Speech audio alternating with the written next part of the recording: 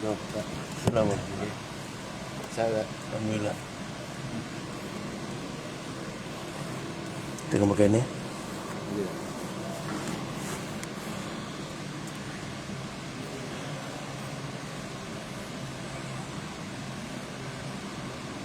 InsyaAllah.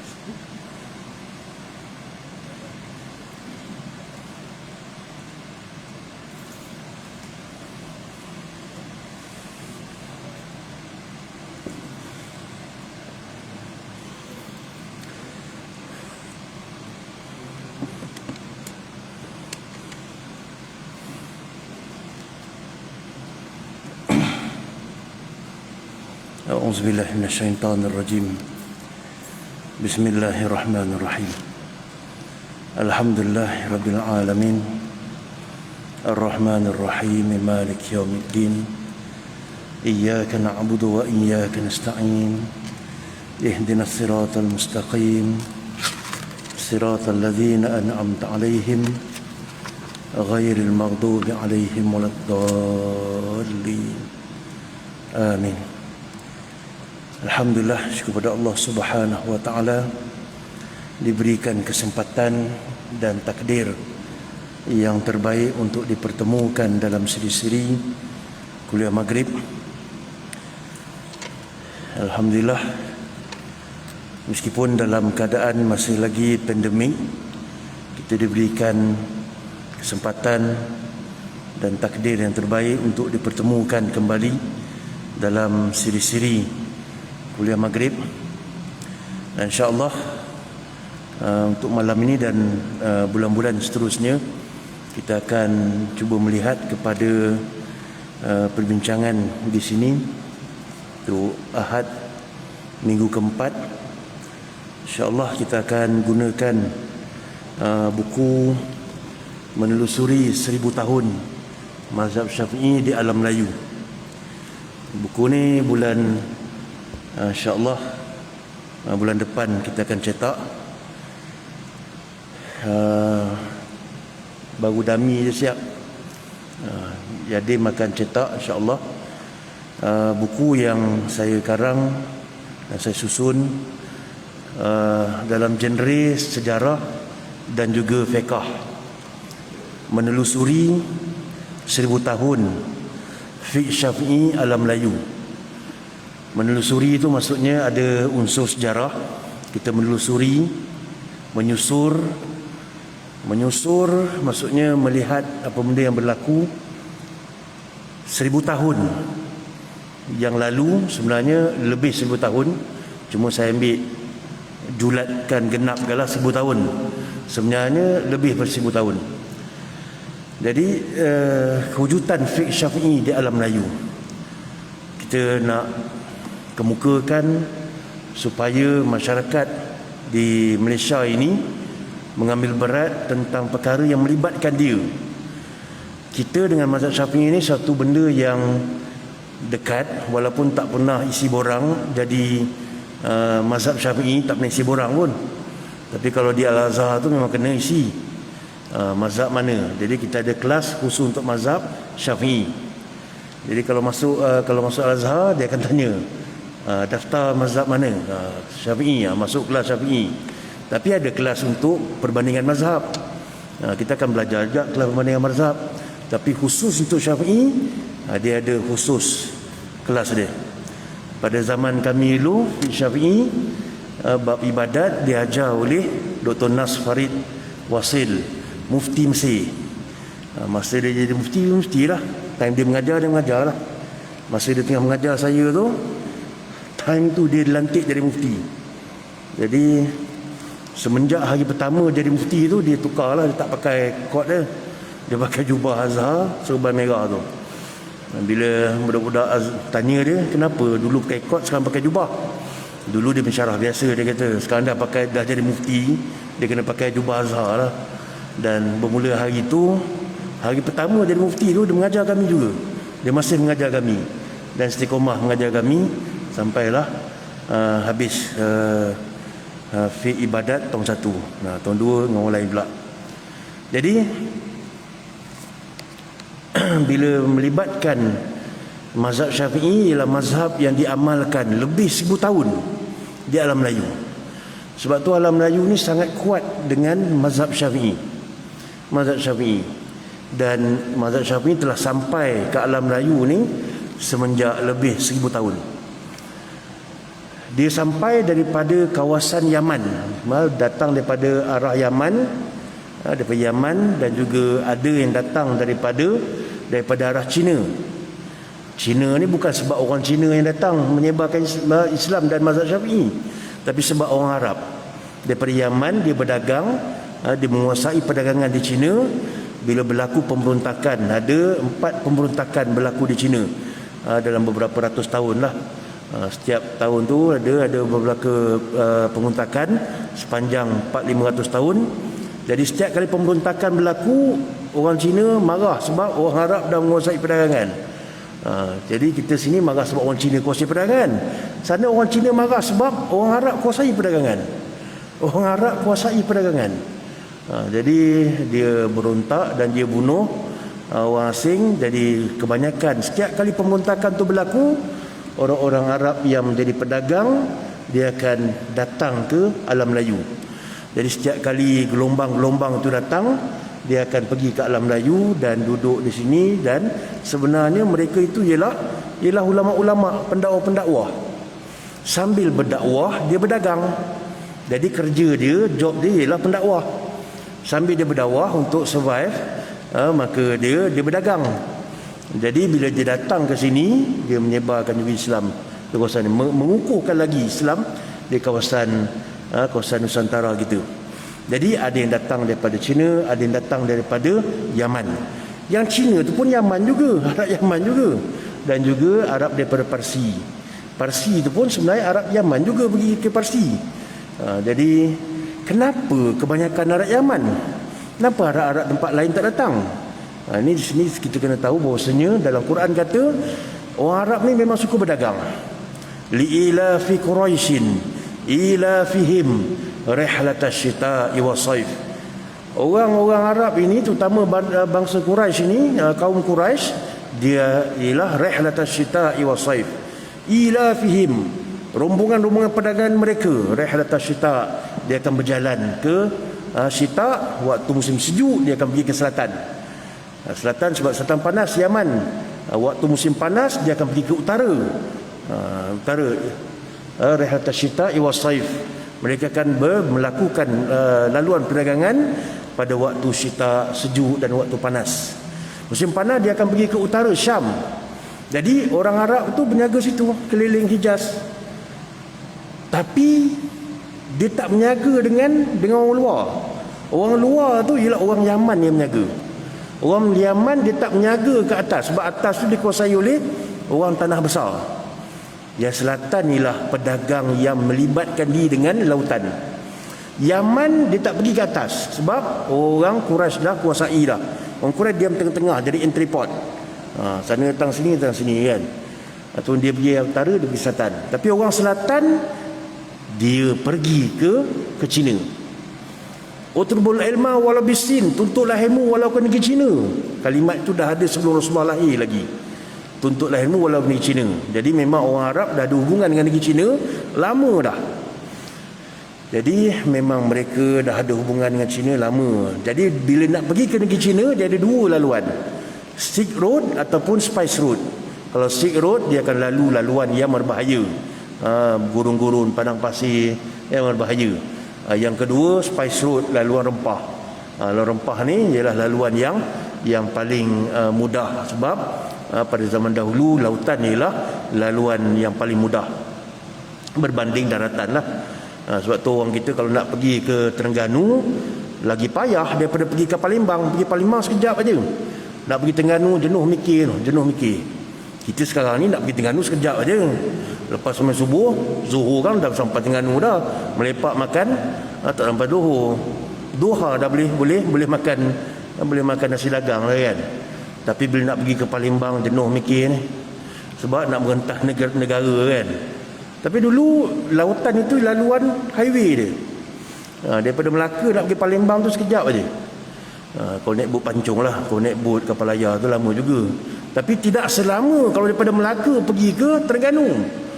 Jenuh nak memudik sungai tu. Dengan jeramnya lagi, dengan apa, dengan sungai mati dah, kena ikut darat pula, maka perjalanannya sukar. Jadi mereka akan banyak menggunakan spice road. So bila dia lalu, sebab itulah bangsa Arab, dia dah pergi China tu lama dah, dia berdagang dengan China, dan semasa dia pergi ke China, dia akan lalu tempat kita.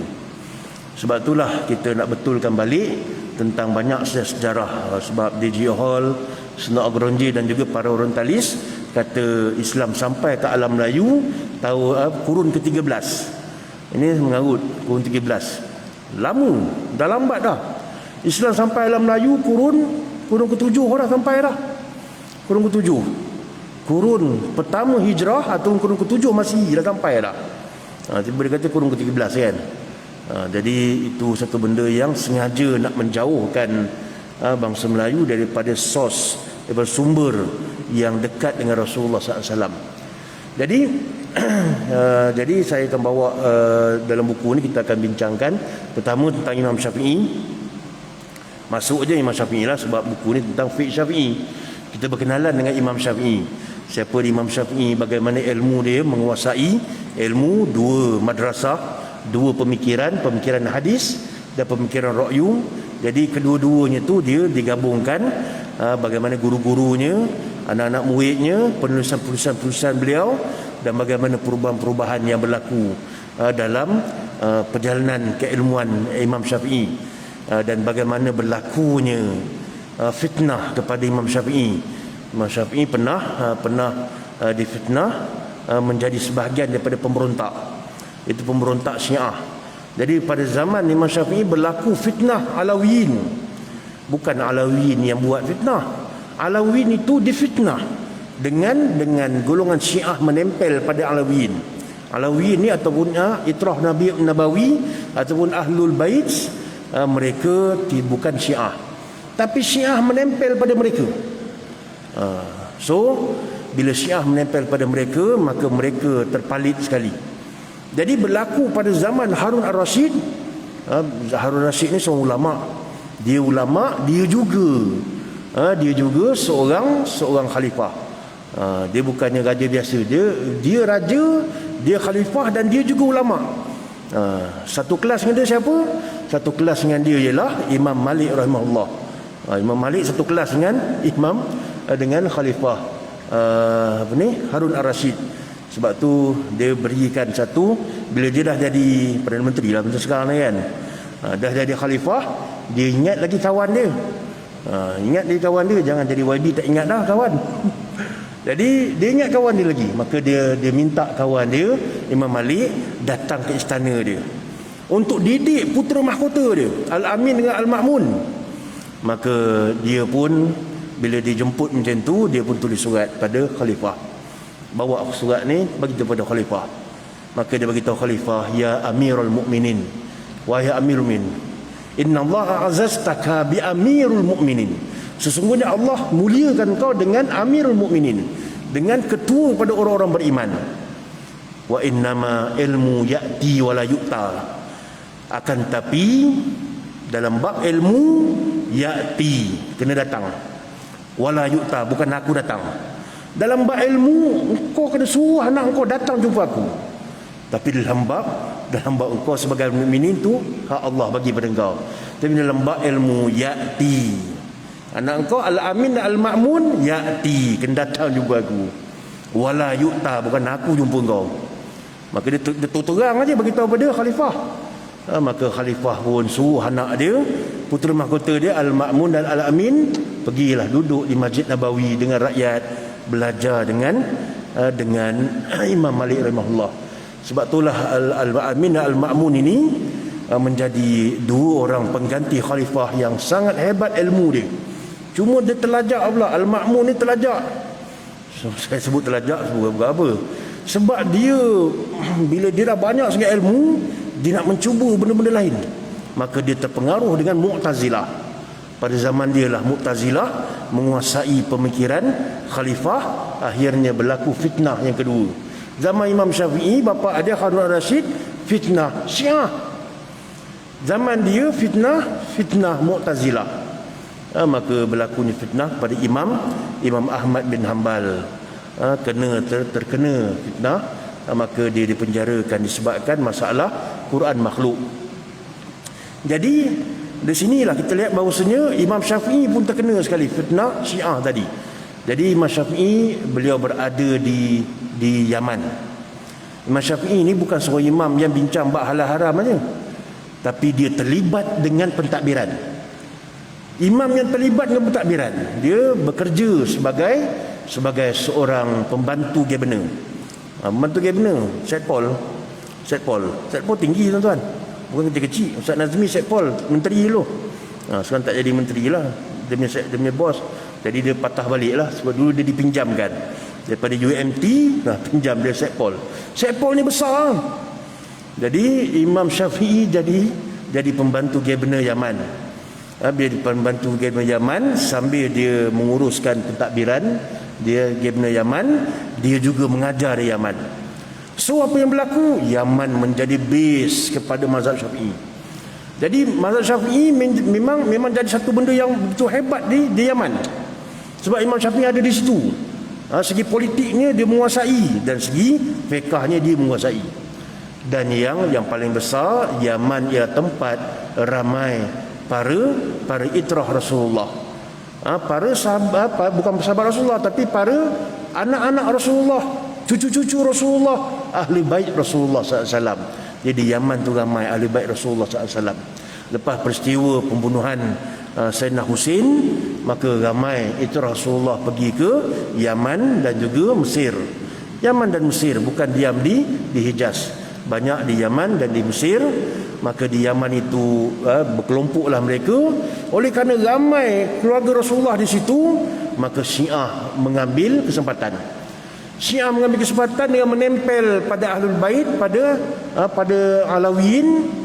Alawiyin ini juga nama lain bagi Ahlul Bait, iaitu keluarga Sayyidina Ali. Ahlul Bait juga keluarga Rasulullah dan Sayyidina Ali. Jadi Ahlul Bait lagi besarlah, melibatkan keluarga Abbas, melibatkan Banu Hashim. Jadi kita lihat bila berlaku begitu, maka khalifah mengambil tindakan untuk mencari siapa yang burah, yang menentang kerajaan. Maka adalah yang memberikan maklumat bahawasanya Imam Syafi'i juga terlibat. Maka dibawa Imam Syafi'i sendiri 10 orang ketua-ketua pemberontak. Maka daripada 10 orang tadi dibicarakan di hadapan khalifah, maka 9 dihukum bunuh. 9 dihukum bunuh, seorang terlepas. Jadi siapa seorang tu? Mestilah Imam Syafi'i. 10 orang termasuk Imam Syafi'i dibawa berhadapan dengan khalifah. Maka khalifah tentukan 9 kena hukum bunuh. Seorang lepas. Dia dalam buku ni saya letakkan dia punya dialog dia, yang menyebabkan khalifah rasa bagus juga Syafi'i ni. Memanglah hebat orangnya, sebab berani berdialog dengan khalifah dan memberikan benda-benda yang checkmate pada khalifah, menyebabkan khalifah lepaskan dia. Dia tak terlibat dengan pemberontakan, dan dia diberikan suaka politik oleh guru dia. Gurunya ialah Muhammad bin Hasan Al-Syaibani, yang merupakan member khalifah juga. Khalifah ni ramai berkawan dengan ulama besar. Antaranya Imam Malik, antaranya Imam Abu Yusuf. Maka beliau minta kawan beliau Abu Yusuf untuk mengarang satu dasar percukaian negara. Maka Abu Yusuf pun buat satu kitab Al-Kharaj, maka diberikan kepada khalifah sebagai satu dasar percukaian negara. Jadi sampai sekarang kalau nak kaji tentang percukaian, maka bukalah Al-Kharaj. Walaupun lama dah, tapi asasnya tetap relevan sampai sekarang ni. Jadi itu rakan kepada khalifah. Selain daripada rakannya Abu Yusuf, seorang lagi iaitu Muhammad bin Hasan Al-Syaibani, itu guru Imam Syafi'i sendiri. Maka Hasan Syaibani memberi tahu pada khalifah, bentangkan tentang anak murid dia beritahu anak murid dia aniaya dan sebagainya, maka suaka politik daripada Hasan Syaibani dan juga kekuatan hujah Imam Syafi'i bela diri dia sendiri, maka khalifah bebaskan dia. Bahkan khalifah jadi member pula dengan Imam Syafi'i. Dia bebas keluar masuk di istana, cuma Imam Syafi'i tak betah duduk kat istana, maka dia pun minta izin khalifah untuk pergi ke Mekah. Di Mekah beliau telah pun menggagaskan beberapa pemikiran dalam mazhab beliau sebelum beliau pergi ke Mesir. Lepas dia berada di Mekah, barulah beliau pergi ke Mesir untuk membina kekuatan mazhab Syafi'i yang dipanggil sebagai mazhab jadid. Sampai di Mesir, sebab apa dia pergi Mesir? Kenapa tak patah balik ke Yaman? Dia pergi Mesir sebab Mesir tempat yang jauh daripada pemerintahan, yang aman daripada pergolakan politik di Baghdad. Senang dia nak bincang dia punya perkembangan ilmu. Dan di Mesir ada dua ulama yang sangat hebat yang masih wujud pada zaman beliau, iaitu Imam Lais dan Imam Waqi'. Imam Waqi' dan Imam Lais. Jadi Imam Syafi'i yang hebat pun pergi ke Mesir belajar lagi dengan Imam Waqi'. Dia belajar Imam Syafi'i satu syair yang sangat hebat. Imam Syafi'i mengadu dekat Imam Waqi', syakawtu ila waqi'in an di'fi hifzi.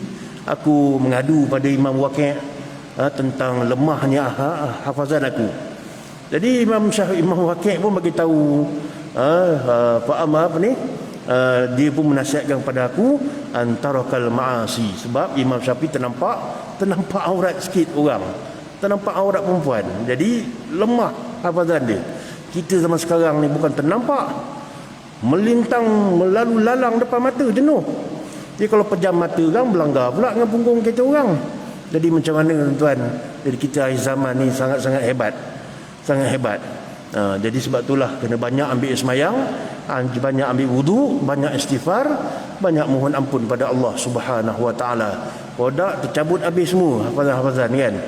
Jadi kita lihat bagaimana Imam Syafi'i walaupun dah jadi mustahid mutlak, tetap juga belajar Imam Waqi', Imam Lais, dan disitulah beliau membina mazhab jadid beliau. Maka berlakunya perkembangan yang hebat. Jadi di Yaman tu memang tapak mazhab Syafi'i, tapak Ahlul Bait. Maka di waktu kekacauan itulah ramai Ahlul Bait keluar pergi ke Mesir dan keluar pergi ke rantau yang aman. Tuan-tuan, rantau yang aman ni kat mana? Bila kaji-kaji, rantau yang aman itu ialah rantau Nusantara.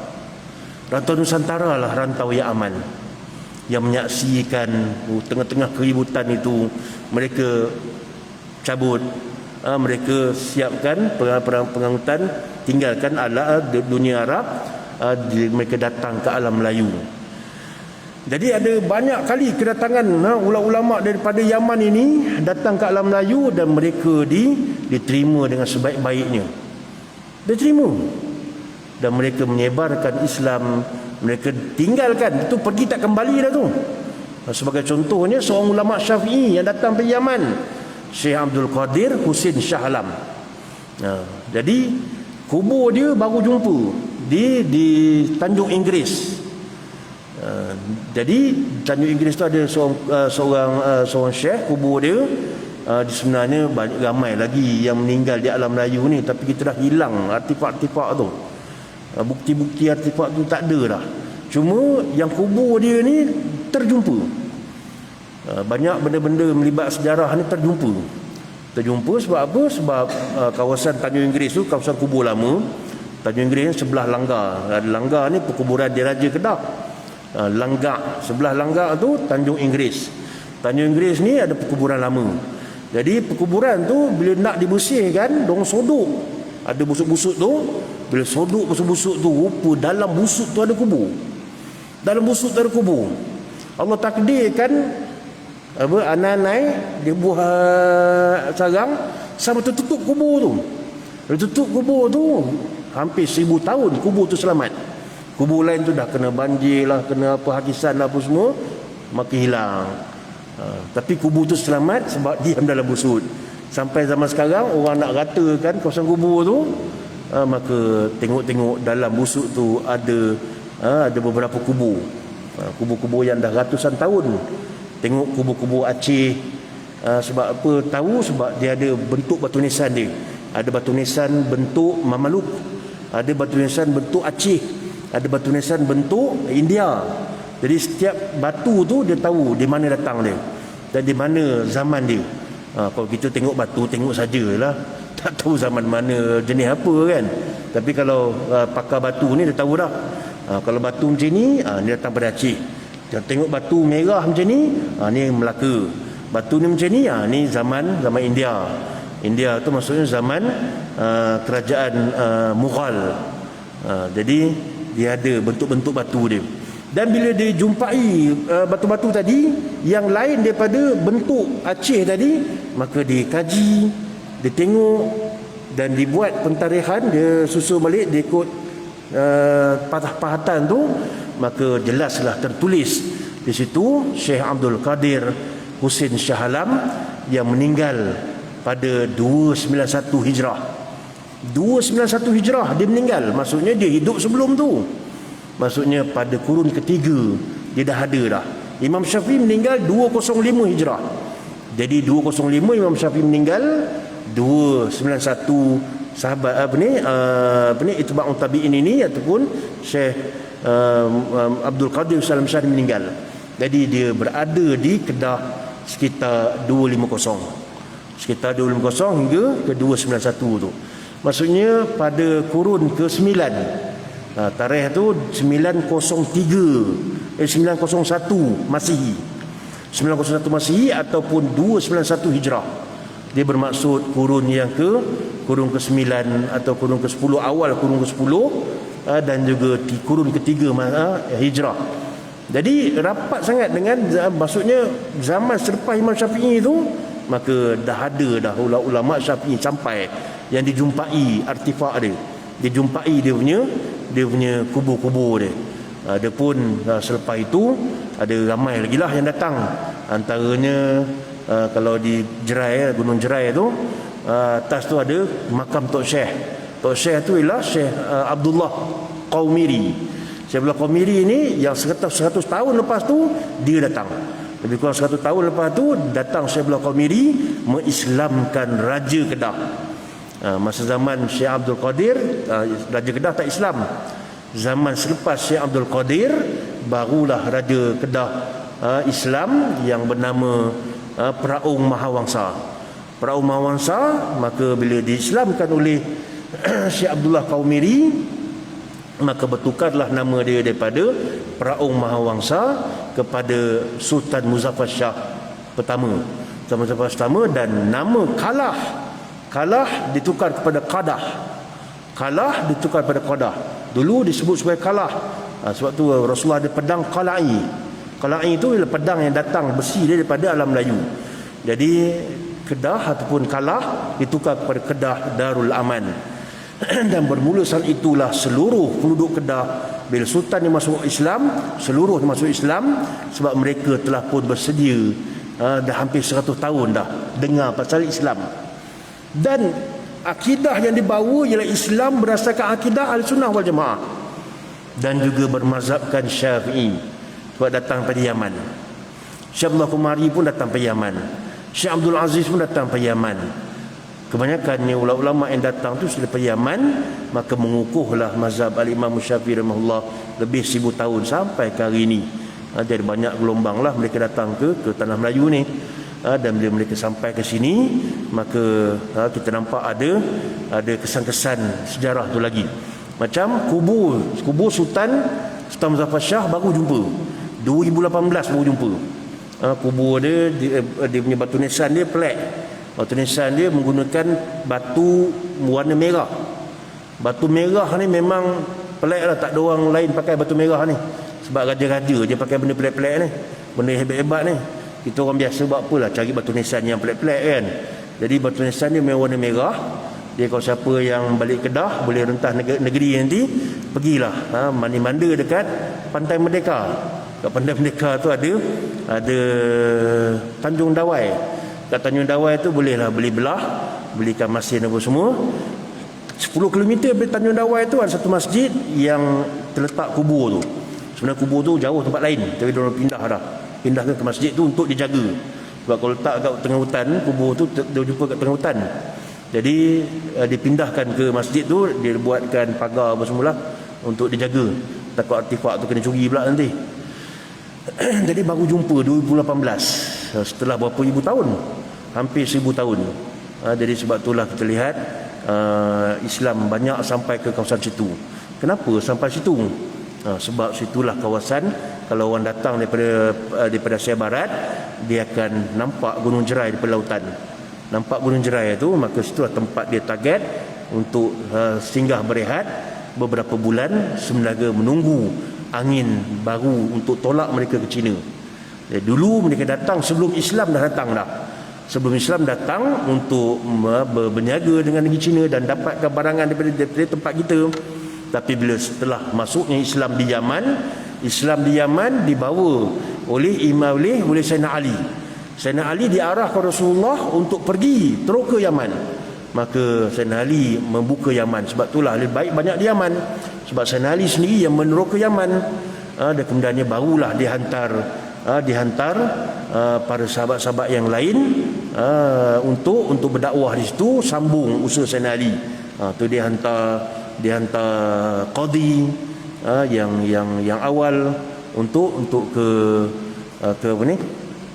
ke Yaman. Jadi bila melibatkan Yaman itu memang ramai keluarga Sayyidina Ali, keluarga Rasulullah, dan sebab itulah ulama yang datang ke tanah Melayu pun ulama yang datang daripada Ahlul Bait, dan ada yang bukan Ahlul Bait, macam Syekh Abdul Qadir itu bukan Ahlul Bait. Tapi itu dia Syekh Abdullah Qami dia bukan Ahlul Bait, tapi ramai daripada yang lain-lain tu Ahlul Bait. Sebagai contohnya Syekh Muhammad bin Muhammad Ad-Dibai bin Ja'far Shadiq. Tu tengah-tengah kelang kabut di sana, tengah peperangan berlaku, bukan peperangan, fitnah Syiah berlaku.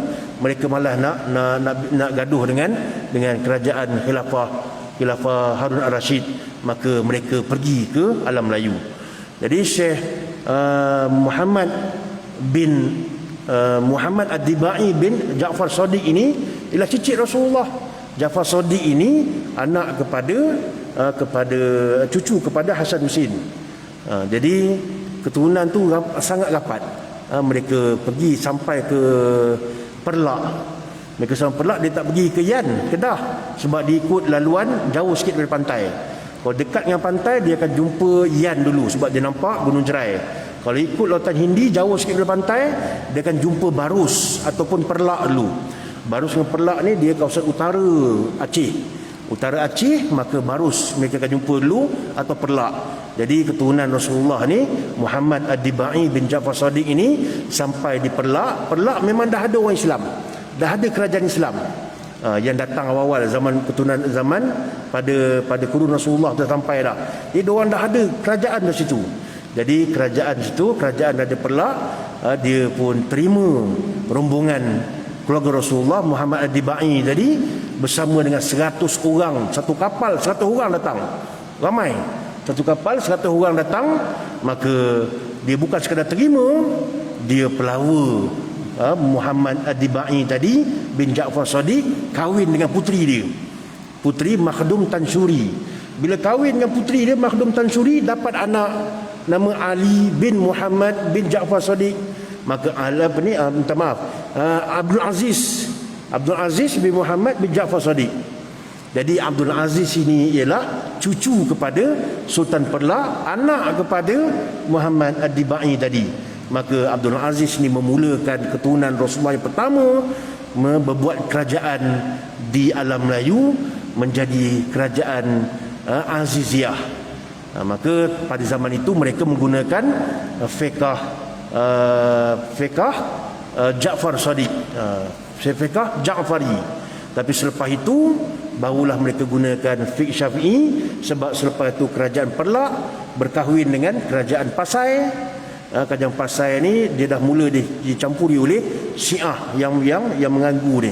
Jadi bila bermula gangguan Syiah yang betul ni, yang 12 imam ni, maka khalifah di sana, dia punya kerajaan-kerajaan yang hebat, kerajaan Mamluk hantar wakil sini, wakil ke alam Melayu untuk memulihkan alam Melayu daripada dimasuki oleh Syiah. Maka dia hantar Syekh Abdul Aziz, dan dia ubah kerajaan Pasai menjadi kerajaan Islam bermazhab Syafi'i, berakidah Sunnah wal Jamaah. Maka bermulanya raja baru, iaitu Raja Merah Silu. Raja Merah Silu diangkat sebagai raja dan namanya tukar menjadi Malikus Saleh. Maka Sultan Malikus Saleh ni kahwin dengan Perlak. Maka Perlak tadi menjadi mazhab Syafi'i, akidah Ahlussunnah wal Jamaah sampai ke hari ini. Jadi insya-Allah dalam pertemuan akan datang kita akan bincangkan lagi tentang sejarah-sejarah kedatangan mazhab Syafi'i ke alam Melayu. Insya-Allah aqulu qouli hadza, nastaghfirullah li wa lakum. Wassalamualaikum warahmatullahi taala wabarakatuh.